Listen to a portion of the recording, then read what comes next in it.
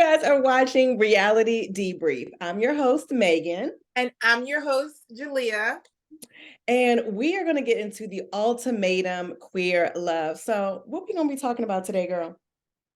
Yes, before we get started on our juicy commentary for episodes 1 through 4, we wanted to share with you our connection to the LGBTQIA, a lot of letters plus community. Okay, shorten that, Megan. And the plus, so everybody's included. We got everybody in there. We want you to know we have nothing but love for our queer community. Yes, I personally have a lot of good friends and loved ones who are part of the LGBTQ plus community. A couple of my good friends are bi. I'm heterosexual, in case you're wondering. Megan, what's your connection to the queer community? Well, I love people. I love everybody.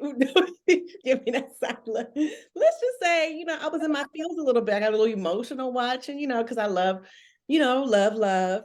And let's just say, we'll see. There's some things happening in this episode. That might be I probably can guess, y'all, who she have feels for. You gotta wait to find out.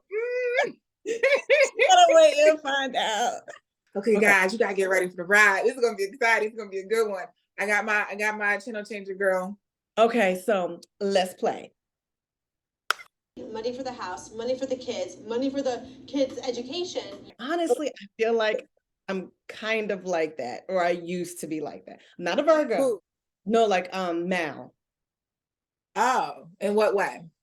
Because I feel like I want all those things together beforehand. Like, I feel like I think that way. Like, I feel like finances, school, all these things, like the house, I need to have the room, I need to have this, and this before we do what we need to do. I want you to join in on this conversation. What do y'all think? Does Mal have the right to pump her brakes? Especially, she said that Yali kind of has a habit of calling it off 2 hours, 2 days later. I would be a little reluctant if my partner keeps calling it off. Like, I don't know if I would want to rush marrying you. And that's the thing. If you keep calling off 2 days, 2 hours, 2 minutes, like 2 seconds, I might be deuces too. Like, you can't keep changing your mind. Like, I see how you are. You like, I know, I'm sorry, Yali, but I gotta hop on the Mal bandwagon for a bit because I'm of the mindset we need to have finances in order and a house. I think all those big money items before, marriage is expensive. It can be. Mm-hmm. Before you have like that type of commitment. And if y'all aren't solid. Exactly.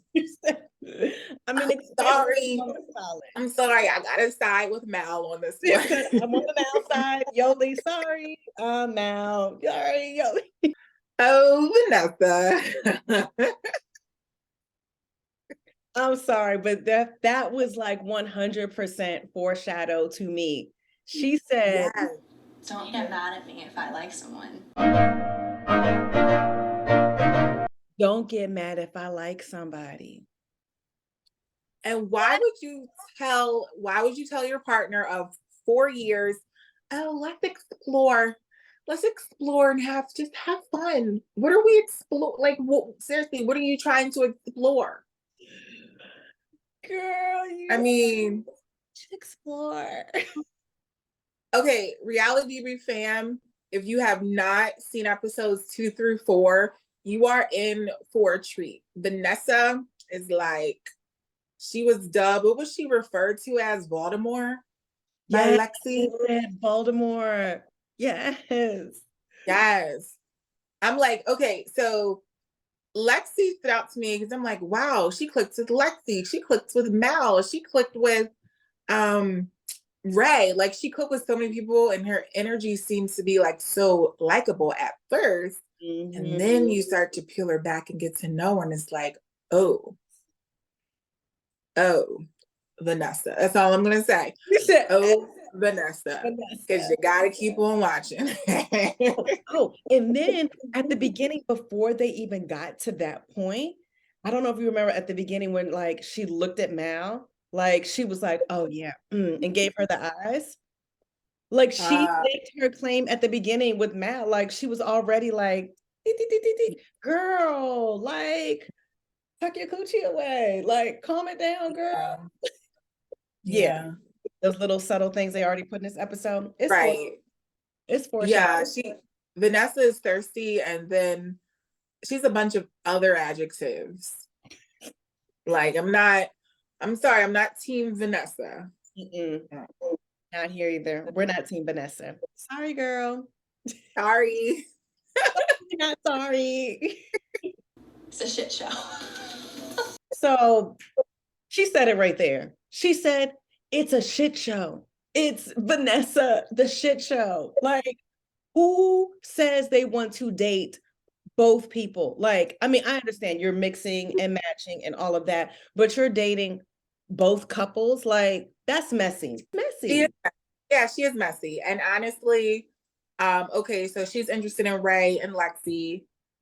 Oh, I cannot wait. Who is going to how should I put it? Who's going to really like shut it down? Yeah. Tell her what she needs to hear. Ooh, who's gonna give it to? Who's Ooh, going to give it to ooh, girl. Ray or Lexi? Yes. Ooh, okay, let's see. Somebody should tell you where the door is. This isn't for you.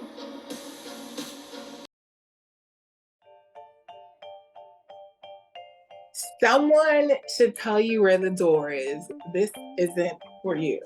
Isn't for Now, you, girl. It's not for you. But she seems so oblivious because she's like, I mean, I don't, I don't get it. Like, I know. I don't, Like Xander can only have feelings for me because she said she was asexual. Like girl, asexual people don't have just feelings for they. I'm sure she can have feelings for other people despite her being asexual. she's not going, no, or girl, like, she's like, I'm pretty, right? So, do you think Lexi had every right to tell Vanessa, someone needs to show you the door because you're not here for the right reasons? I think someone needed to check Vanessa. I think she needed a reality check. Like, she needed us to be like, girl, like, someone needed to check her because she's really giving vibes that I'm only here for TV and I want to be famous, my 15 minutes of fame. That's what I'm getting from you, Vanessa. I'm getting 15 minutes of fame. That's what I'm getting from you. Sorry. Right. What's the name? Um, Lexi. Lexi had every right to tell her, you shouldn't be here. She had every right to tell her someone needs to show you the door. Vanessa was caught on camera telling someone how she's this influencer. So that kind of gives you a little bit more insight. Yeah, she's probably not really on here for the right reason No. of marrying someone you've been with for 4 years. It's like, Mm, yeah, no, but I think even how like Lexi went about doing it, I don't even think that she was mean or malicious. I think that she was just very direct and mhm. told her like because she was hurt because she honestly seemed like she was opening up to her and she was like, I kind of feel like I could trust you. I'm getting there, but I don't know if I should. She was opening up, so that's hurt. Like that's hurtful. I would be hurt. And there's this one part I remember she said, I can't see myself growing to like someone or love someone. Remember? Yeah. I mean, she's in a very, to me, shallow headspace. Um, uh, my partner, Xander, thinks I'm pretty.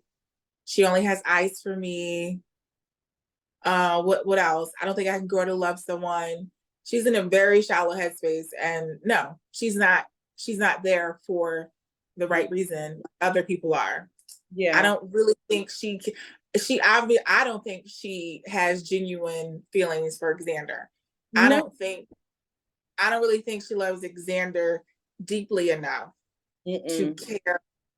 care about her to respect the experience. I'll say that.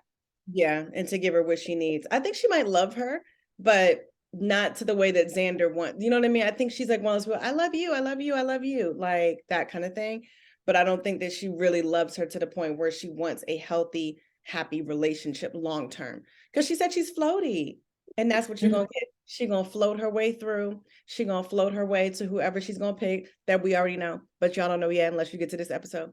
But yeah. Okay, so speaking of love is the heart on this side.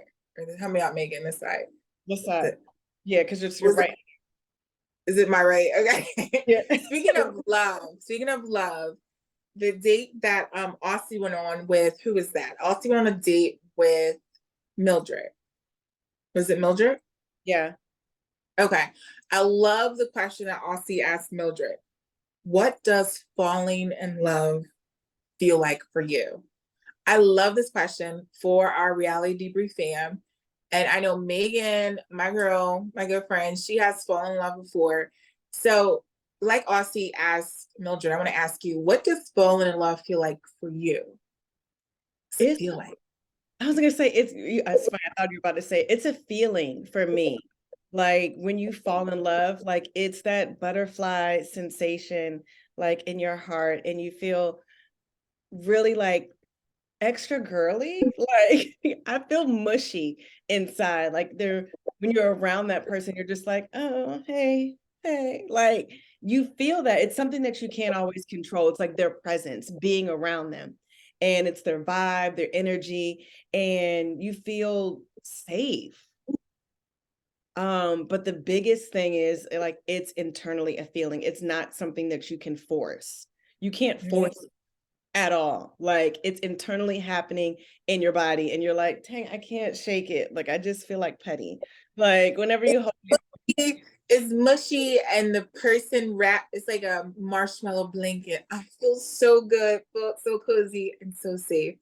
that's what it is. It's like feeling safe, secure. You feel like you can authentically be yourself, and they love you no matter what. Like you can just be whoever you are. Like if you're goofy, if you're silly, if you're reserved, you don't have to put on a front, and they make you feel comfortable in that, in your own skin. So Yeah, I knew you were gonna say the butterflies comment. It's like butterflies, but Mildred, she said something a little different, but I like Mildred's response too. I like what she said. yeah, yeah.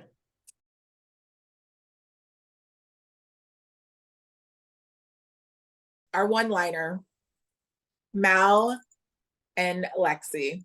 What are your thoughts? Had me in my emotions. Oh my God. I cried. I'm not gonna lie, I cried. The first time My one, huh? I cried, like legit. Okay, my one-liner, I think Lexi and Mal are a perfect trial match because they ground each other and they're good for each other. Even though this is more than one line, I was going to add that I can see Lexi falling for Mal because she's older than Ray and she's more stable. And I think Mal is more of what Lexi needs at that point in her life. Mm-hmm. And Ray even vocalized, like, I don't think I'm enough for you. Yeah. She compared herself to like, you're a full cup. And I'm like, and then she kind of like said she's more of a half cup. Yeah. So Ray knows she has some limitations, or I don't know what she feels she has that she can't measure up to Lexi's standards or however she sees it. Yeah. And I think that they were just like authentic. Like it was so real. Like I didn't get that they were putting on like a front for the cameras and TV and everything. I was like, I want someone to say that about me. Like I know. I think I know you and your taste. Out of all those girls, I think Mal is one who caught your eye. Am I right, Mal? you said, am I right? I ain't gonna tell you nothing. What you talking about? Oh my God. Look at that smile, y'all. Look at that smile. You know, right? You know, right? Vanessa and Ray. One line feedback. Oh, okay. Oh, okay, wait. No, I already have Is it hard? it's 2 words. It's 2 words. You said 1 word? Shit Well, show. no, that was no one line feedback. My one line, well, that's every one word, but one line feedback. Oh, okay. Ray Shit show for me. Okay, here's my one liner. Ray doesn't know what she's getting herself into. That part too. That's the trial. That's how I feel about the trial marriage between Ray and Vanessa. Yep. And what she's about to get into? Shit show. Yeah. Yeah. Pew. Pew. It's Tiff and Sam. Tiff and Sam. Yeah. Oh, I got my one-liner. Yeah. It's Tiff and Sam. Girl, you about to be the side chick for real. Okay, mine's is a little different. You don't know what you got until it's gone. That part too. Yeah. Mm-hmm. Yeah, exactly. That's it. But then I think she said that Mildred was like, oh, because you saw me moving on and doing the experiment and saying these nice things to Ozzy. And then that's when you started to feel all kinds of way. Like you realize I'm actually doing this thing over here. And then you start doing, but that's the thing that she said that she does. Like when they have a moment, I think she was saying that she tries to like, or she would play up the sex thing. And it's like, I'm sorry, but I mean, well, it doesn't work. But I was like, I guess it kind of does work. When the sex is good, I guess it works. You know what I mean? But after a while, it's gonna get old. Like you can't do that for the rest of your life. You can't. Okay, so here's the thing. What do you think about Tiff's confession for her love for Mildred at the confession dinner? Like This one, Mildred said, I've never seen her that emotional before, or not that emotional before, but she said she's never seen her, I guess, express her love for her like that. yeah. That intense. Well, it's like you said, like for her, it's realizing the fact that she could be gone. But it's like, are you doing that because you just don't want me to be with somebody else? Or are you doing that because you actually really authentically want to be with me? And there's that difference. Like, I can't have you do that in that situation because I don't know if it's real or not. I don't need you to do that. And like, I don't know if you really mean that. Yeah, like where were those tears coming from? Because honestly, how she worded it, she was like, the person I really want is my ex. And I think it's the fact that she feels her drifting away. And Mhm. it's scary. I think it's scary for anyone to start over. You've been with someone for so many years, whether if you know y'all have bad communication or not. I think it was a fear. It was a fear that made her tear up. Oh my God. She's gone. She Mhm. may ever. This is what I really want. Like I'm you know.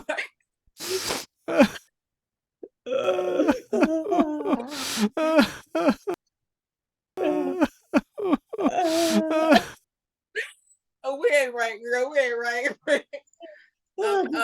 Tiff, we love you. I'm Tiff. This is all love. We love you, girl. We love No, you. we love We love you too. Yes. one last back for Yali and Xander, trial couple. You going first? You want me to go first? You can go first. Okay. So for Yoli and Xander, my one-liner is, I'm not asexual anymore. That was a good one. That is a good one. And this Okay, is why, because she felt like she opened up. Like at first, I will say at the beginning, Xander was so closed off, like, no, no, no. And then with Yoli, I was like, okay, you actually like letting your guard down. Okay, you not asexual no more. So yeah. okay, my one-liner. I think Yali is good for Xander. Period. I do. Period. Period. Poo. And I liked how at the choice dinner, I liked how Xander pointed out that she is not selfish compared to. I think she was trying to throw a little shade at Vanessa. Because I saw Vanessa smile. She did like a little smirk action. That's Yeah. what she does. Her facial expressions be messy. Yeah. Like, Right? calm down. Yeah. Right. Just take several seats. One line feedback for our last couple is Aussie and Mildred. Okay, go ahead. I'll let you start. I'm still thinking. Okay, so one line for them is hard. I don't want to say crickets because they kind of grow on each other. So my one line feedback is enjoy the ride. Because as you get to know Mildred, her Latin spice is like, whoa. Aussie is like, Mike, you're making me look bad on camera, Mike. Like, Mike. Camera. Yeah, I'll say, okay, because of some things that I've seen Ozzy do, I want to say that they're like, Ozzy is like selling a pipe dream. Come on, give it to me. Give it to me. Yeah, because like, because she just said it, like how in 3 days she changed her mind and said, I could see myself getting married. And we've seen in episode 4 how some other pipe dreams that she sold her. I don't know if I'm gonna like tease it, but you see what I'm saying? She's like, oh yeah, I think I could do this. Or I'll just say it, I'm gonna cook and I'll do all these things. But are you? Will you though? Okay. Yeah. I mean, I can't say Mildred sets Aussie straight, but Mildred brings some things to Aussie's attention. And Aussie doesn't want to confront it. Aussie knows, she said, I'm not a confrontational person. In a relationship, that's not an effective or successful relationship. You have to be able to confront and acknowledge. That's one. And Sam told Mildred, oh, well, she has an avoidant personality. Like, you have to wait until she's meditated. Now I meditate too, but if we gotta talk about it, we gotta talk about it. Like she's like, and when's the right time after she's meditated? Like, when am I supposed to find that? Like, you're at first I thought she said medicated with a C. I had the captions on. I'm like, oh, meditated. Yeah. D. And honestly, like Mildred, she threw shade. She's 39 years old. She a grown ass woman. She needs to get it together, girl. Get it together. Ain't nobody got time for that. I said Mildred. Yeah, she doesn't want to wait for meditated Aussie to confront. Either one. Right. Either one. No. Girl. We ain't got time. We ain't got time. Ain't nobody got time for that. So those are one-liners on the trial married matches. One-liners. Give us your one-liner on one couple. Okay, at Reality Debrief. Okay, what do you think? What's your one-liner? What's your one word? Who is your favorite couple? Okay, I'm gonna ask Megan. Who's your favorite couple? He said, okay, well, 2 things I was thinking. So in the future, we could do. So for guys, whenever you guys give us like your favorite one-liner, we're gonna have prizes at some point. Not yet. Don't expect nothing like this time around. But we gonna give y'all some prizes, whatever. Prize. I feel like I'm a prize, but I ain't a prize. I'm a prize. Reality Debrief fam, make your one-liners good. Make them good. Make them strong. Make us want to reshare it. Yes. Guys, win the prize. Okay, so my favorite couple is definitely Lexi and Mal, hands down. So mine. Clearly, like love them. Like just yeah. Yeah. Yes. They're my favorite couple because, like Megan said earlier, they're genuine. I feel that their energy is right for each other. They ground each other. And most importantly, Mal is just more stable. And I think she's in a different part in her life than Ray is. And I think Yali is okay for Mal. I don't want to say it's good for her because Mal expressed something that was a concern for me. She said, I don't know what makes me stand out from her previous partners. Like she said, she's a serial monogamous and she's dated people like me before. And I don't know if I would be so gung-ho to marry someone. And I don't know why I'm special to you. Like to marry someone to really fall hard, you want to feel special. You do. And I feel like Mal deserves to feel that. I think she has the potential to feel that with Lexi. But that's your, like she has to jump out on a limb. Like, how do you leave your partner so many years for someone else? You're like, that's a leap of faith. Exactly. Yeah. Whew. So let's see what this episode number 4 about to bring us. Hello. Let's get to going. Get my remote ready. Let's come on, guys. Tiff says, can I be honest with you on the dog situation right now? I feel like I'm compromising. If I were Shiloh the dog, Shiloh sleeping on the floor with little puppy dogs, he's probably like, girl, stop. I can sleep on the floor. Shiloh like, you tripping. Mama, you tripping. I'm not your child. I'm your dog. Mama. Mama. Like, okay, I don't think that Sam was being unrealistic at all. Like she even said at the beginning, I like dogs. Yes, I can't wait for your dog to be like, yes, your dog. But it's like there are certain things like I'm a dog lover. Like I've had and I still have like 2 dogs. So it's like, but of course the size of the dog, like I like space on the bed. How big is this bed? Can we move around? Can I cuddle with the person that I'm with, or is the dog going to be in the middle? Like I'm all for it, but you got to be realistic. Like, do you kiss on your dog's face? Like, what are you doing? Like that's not. Okay. Yeah, like here's the question for episode 4, y'all. Who's overreacting? Obviously,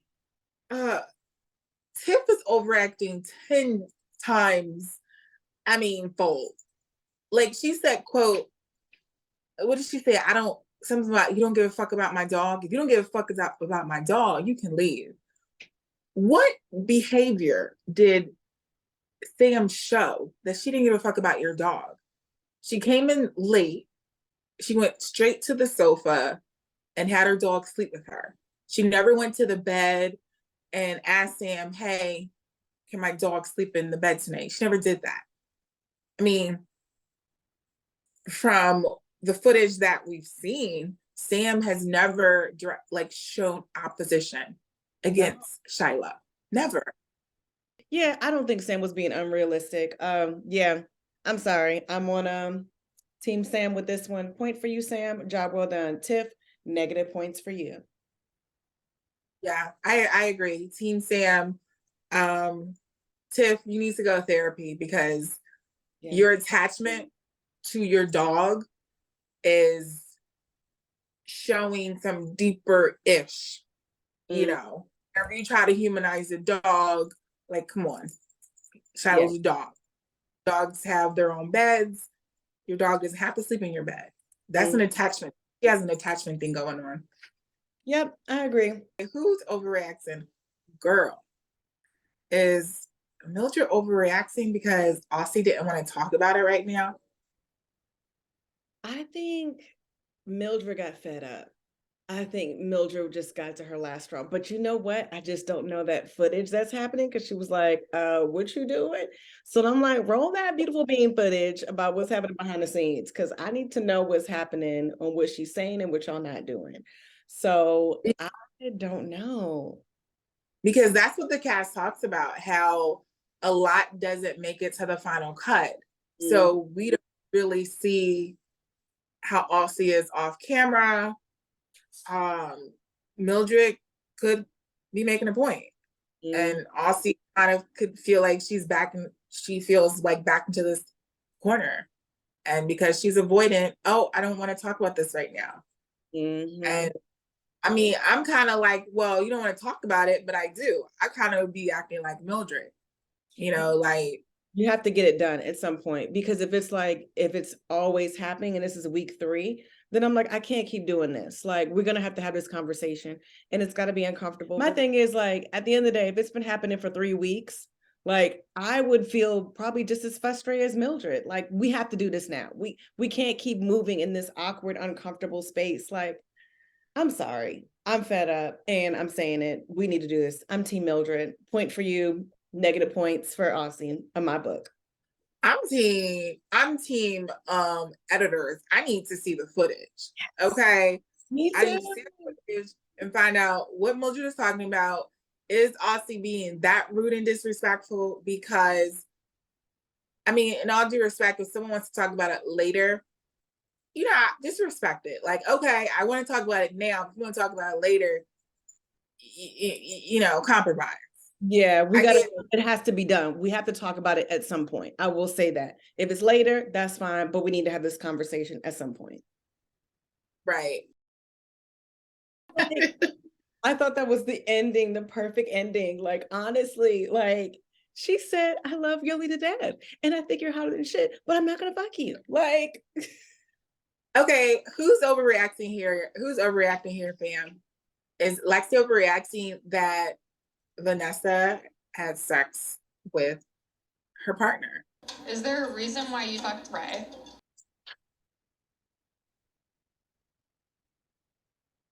I don't. Technically, it's like they're broken up, right? Technically, Right? Ray can do whatever she wants. But the thing that Lexi does not like is the fact that she just doesn't know the motives. And I would feel this way too. Like, especially if it's like an ex or somebody who I care about, I wouldn't want someone to screw you over. Like, I'd want you to ultimately, I mean, it's hard because you still love that person. Because I'm just trying to think, like, once I'm like, you got out of this relationship weeks ago, you still have feelings for that person. So I'm like, Well, here's the thing. It's an experiment. Xander was intimate physically with, was it Yali? Yoli, yeah. Yoli. Because they did some stuff under the bed. Oh yeah, they did. And I agree with Mal. When Mal and Oh, when Ray Grace talked, yeah, was she was like, she before, wouldn't have said anything. yeah, she said, I personally would not have said anything. And I feel that Ray did not have to tell Lexi Mm. because first, you know how it's going to make her feel. It's an experiment where you get to explore a potential relationship and connection with someone else. To me, being fingered is like, you're being fingered, but maybe I think in a same-sex relationship is taken more seriously. But I personally would have not said anything. I would have just, this is just something that happened in my trial marriage. I And didn't like it. I'm yeah, gonna keep it to myself. I agree. And I think it's like, well, I mean, I agree with like saying how you keep it to yourself. It's because like ultimately that is your trial marriage. And even I think Yoli said that with Xander. She was like, we gotta see if we're connecting on this aspect, we have to see if there's sexual connection here. Cause that's important. I mean, I'll be honest, like I have beautiful friends. Like I have friends, I'm like, oh, y'all pretty. Doesn't mean that you always want to have sex with your friends, like that's because that's what Lexi said. She was like, and I love this person, Ozzy. I love you, Ozzy. To me, no shade, just not. Well, yeah, but I'm not gonna go. It's not. But you can have people that you love, but you don't want to have sex because you're on the show to find somebody that you want to marry, not a friend. And that's the thing that Lexi didn't like with what Vanessa did. Right. It's like So you don't have sex with your friends. Now, yeah. Who's overacting, fam? Join in. What do you think? So guys, that is going to wrap it up for our very first episode of the Ultimatum Queer Love. So click, link, subscribe, follow, all of these things. Yes.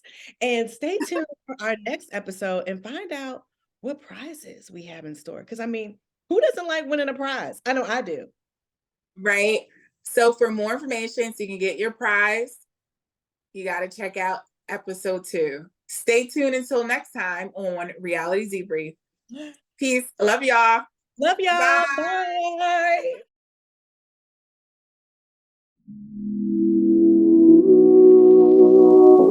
So I'm going to ask my girl Megan this question, and she's going to ask me the same question, but we're going to answer each other. We're going to answer the question for each other.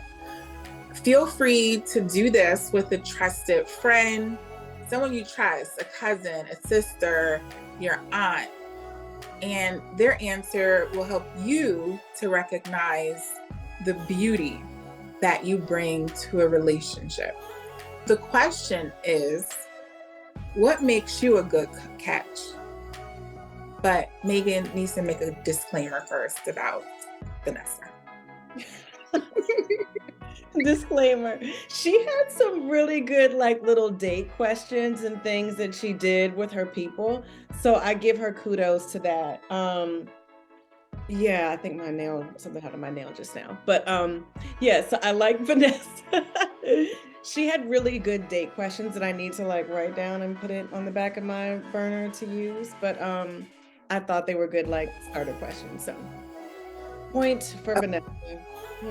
Yeah, so we had to get that disclaimer out of there.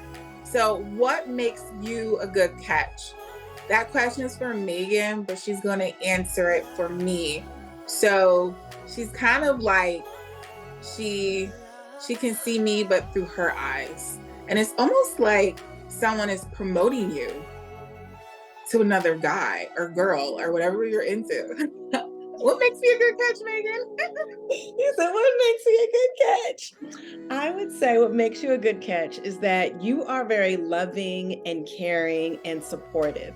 And you're very detailed. You're very giving. Like, I feel like you give 110%. Like, you will go above and beyond. Like, I remember like, and even certain things, I remember like, you washed my hair for me.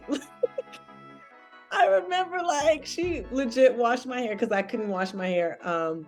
So I had to like, I was like, I can't. And she was like, yeah, okay, well, let me help you wash it.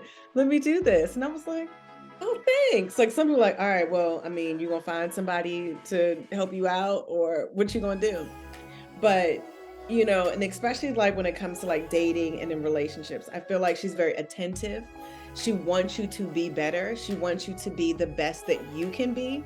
And will pay attention to details and be supportive, be your cheerleader, be your advocate, and want to be a great partner. And will also make sure she's like pretty and fine at the same time. Like she'll make sure she is together. She's not gonna go out on a date looking raggedy. So like, why would you not want somebody that has beauty, brains, wants to give back, and is loving and supportive? So you about to have people up in your DMs. Like, so friend, what makes me a good catch?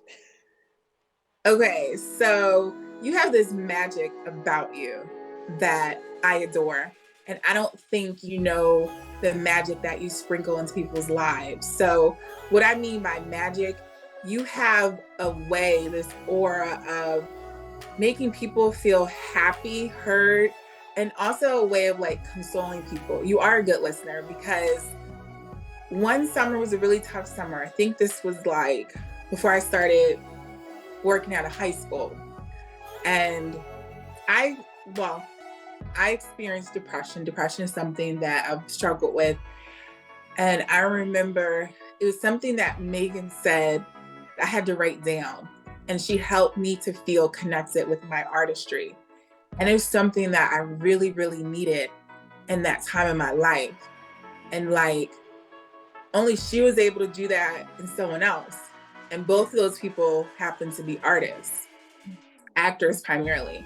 And I was like really, really grateful for for Megan. And I feel like God placed us in each other's lives. We met each other at my cousin's family reunion. And when I first met her, I mean, Megan was like so cool. We clicked instantly. Like I loved her energy. So by magic, she has this contagious, just like personality. You want to be around her. She's very consoling and comforting with words, like I said. And I think because of her just creativity, that brings, I think, a different dimension and depth to just getting to know her and what she has to offer and how she looks at the world. So the magic is kind of like multi-dimensional. You know, you have that caring side, you have the artistry side, you have like the consoling side. So I think there are a lot of different parts of magic to Megan that I love. And I think she adds goodness, obviously, to anyone's life, to a cast of people she meets. I went to her screening. She was loved by this little boy actor. I mean, he loved her to death. So like wherever she goes, like I said, she sprinkles magic and in your life. And you will be lucky, truly, to be with Megan, to marry Megan, to have Megan's kids. You know, she has standards, obviously, for who she wants to be with, who she wants to have kids with. And you would have to be that man or whomever to make magic with her, because she's that special. You know, there's like kind of a light that glows around you. And I would never want your light to be dimmed by someone who's not there yet in his life. And we meet people for a reason. And like you said, the people that you've met, I think they've helped you to see brighter, more clearly. You know, it's like you're not there yet, but you're almost there, you know? And that's why I love you. You're magic. Start the Good Catch Challenge. Upload your friend's picture and explain why he or she is a good catch.